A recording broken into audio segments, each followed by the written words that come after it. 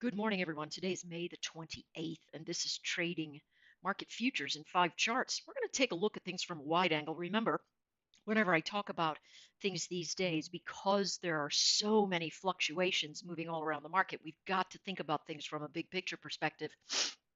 And you'll be able to see how that big picture perspective works in the intraday motion event if you pay attention to what the broad markets are doing. And of course, I'll be doing this at the Benzinga Trader Summit, and that is Traders for Cause. Sure hope you join me. It is in New York City this year, as it was last year, June the 20th. All right, taking a look at 2836.50-ish. This is a price alert level I have. You can see that it's bouncing up here, but not holding, and that's sort of a big deal right now. And so really what we want to see is a breach of 42.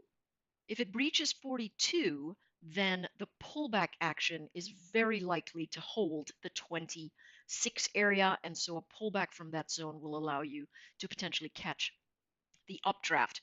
Until then, this chart is essentially range bound. This is a wait state. Very clearly, don't know what charts are waiting for, what traders are waiting for. We can see the momentum is flat, so it's mixed, could go either way. And there's a chance that if people think that the market is going to have a tough time, they are going to try to curb by using stimulus. So we'll have to see what's going on here. Essentially, range bound. I would say this is an extremely risk on environment. And the biggest thing to watch is what would I lose if I traded? And if I traded a lot, does that mean that I would have so much at risk that I could not come back from it if it went against me? And that's what we have to look at here. For this action, it's broken the level, and so we want to delete that.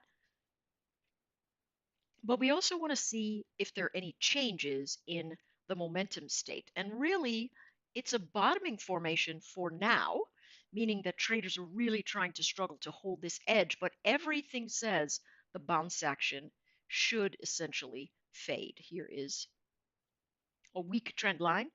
I I term trend lines weak if they have a lot of breaks through them. Strong trend lines do not. Most trend lines that you draw may start strong but end up being weak.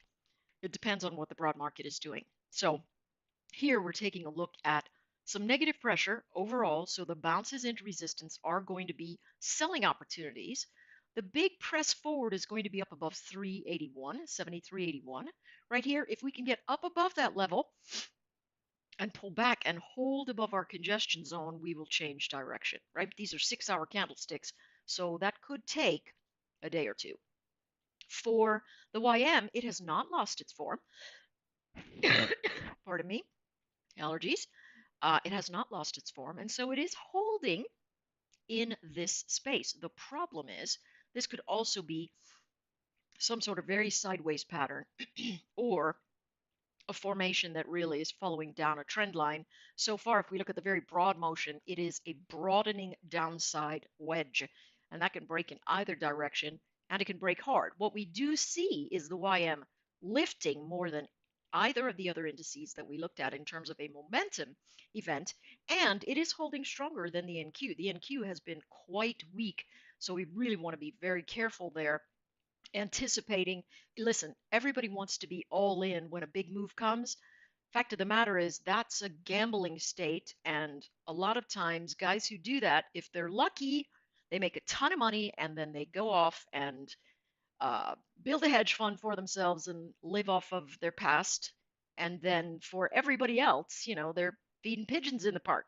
So just be very careful right there. It is really, really, really important. Size exposure is very important here, and it is not a good space to be big sized. We are battling around this 25,586 area, and we've been battling there for a while. Taking a look at oil, oil is in a completed ABCD pattern, which is very exciting because it came right into that level. I remember making the last video going, I don't really know if it's going to get down into there, and wouldn't you know it, it just came right into that level and faded. Now, that's a ton of selling right there. So everybody's throwing it out, and then it immediately begins to bounce. The bottoming formation is going to be very, very important. Notice the change in momentum here. This part of the MACD tells us that our moving averages are getting closer together.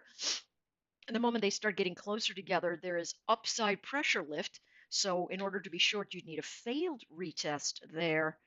To be long, I would wait for it to come back and hold the level. Last thing we'll look at here is gold. And gold just took a little bit of a tumble. It was doing, very nicely up at the 1283 level and then just faded into this space. Now we know that this chart has been bottoming for some time, right? Let's go across the chart if it will let us. Well, it won't. Um,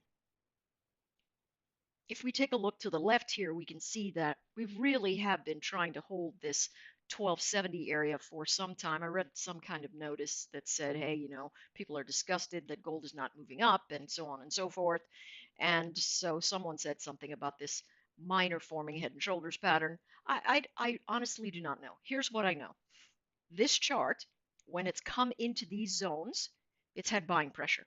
So I'm going to assume that at the first pass it has buying pressure. And so I could easily engage anywhere from 1274.40 all the way down to 1270 and have, anywhere from 12 to 40 tick stop. All right. So that's $120 to $400 per contract. If I'm looking at that, thinking to myself, whoa, that's a lot, then you wait until it gets to the bottom, or this area that it's proving out as old resistance, new support, holding support, get to smaller time frames. Make sure that this MACD histogram is positive and your lines are above there. And as long as you are looking at this area with that formation, you've got yourself a run. All right, the dollar, a lot of people really big on the dollar right now. It seems like a good, likely thing. I have to tell you, there are so many people pounding their fist on long dollar that it makes me a little nervous. We're using the UUP here. I like using the DXY for those of you in the room because we'll have that actual number there. But this is pulling back into a support zone. It's likely a bounce, but it's got to fade. It's pretty messy, if you ask me. I mean, it is pretty messy. And so if I even take a look at maybe an hourly formation, I'm going to see a bounce zone here, but it's a tough one. All right. And so I would say just be careful if you're trying to trade one instrument by what you think another one looks like. This is the danger zone. All right. Good luck trading today.